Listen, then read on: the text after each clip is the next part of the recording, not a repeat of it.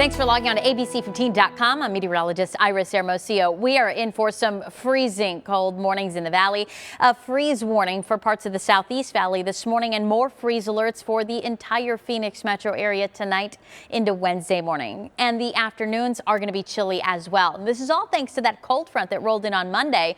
We do have a warm up in sight though, and it's going to arrive just in time for the weekend. Now the freeze warnings this morning are in effect until 9 a.m. They include areas like Queen Creek, Sun Lakes, Maricopa, Florence, and points to the south of there. Temperatures right around 30 degrees this morning. Again, those freeze warnings don't include the entire Phoenix metro area, but even still, we do have some areas that are at freezing or just below it across the valley, even though we don't have those widespread freeze warnings here this morning. So just an FYI, a cold start to the day across the state. Temperatures in the 30s, even 20s in parts of the southeast valley this morning. That freeze warning in effect until 9 a.m. You'll notice too that we've got those freeze warnings to our northeast around Roosevelt Lake and to our northwest in northwest Maricopa County and also all across La Paz County under that freeze warning until 9 o'clock. These freeze warnings stretch into southeast Maricopa County, across Pinal County, and down into Pima County as well. Again, these are the freeze alerts that are in place for this morning.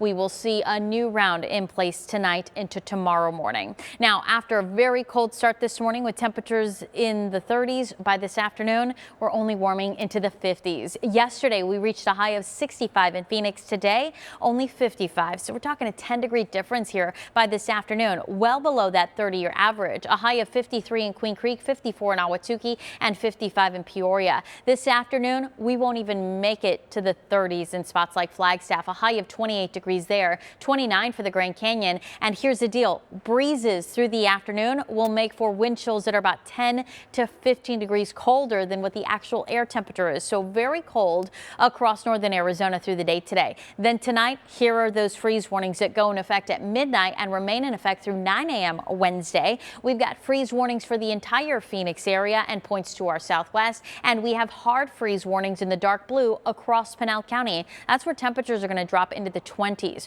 Across the Phoenix area, you can expect temperatures down into the low 30s with a few areas down into the 20s by tomorrow morning.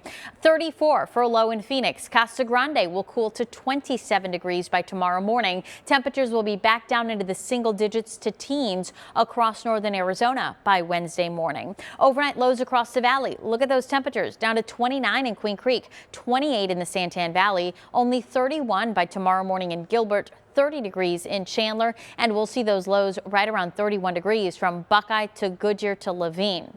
Now today I mentioned those breezes. We'll still feel them across the state, but they're just not going to be as strong as they were yesterday. Gusts to 25 miles an hour in northern Arizona. Here in the valley, afternoon gusts peaking near 20 miles an hour. Now, different story along the river. In northwest Arizona, the areas along the Colorado River, including Lake Havasu City, under a wind advisory through tonight, as wind gusts there will still peak near 50 miles an hour today. 55 for a high, sunny though, and will be dry through the end of the week. Tonight, freeze warnings, then tomorrow, a high of just 56 degrees. By Thursday, we're back into the low 60s. Then Friday, near normal, upper 60s. And this weekend, looking great with highs in the mid 70s. But by early next week, a storm system that's going to bring better moisture with it will bring rain chances back, and we'll likely see more high country snow as well. So stay tuned for updates on that.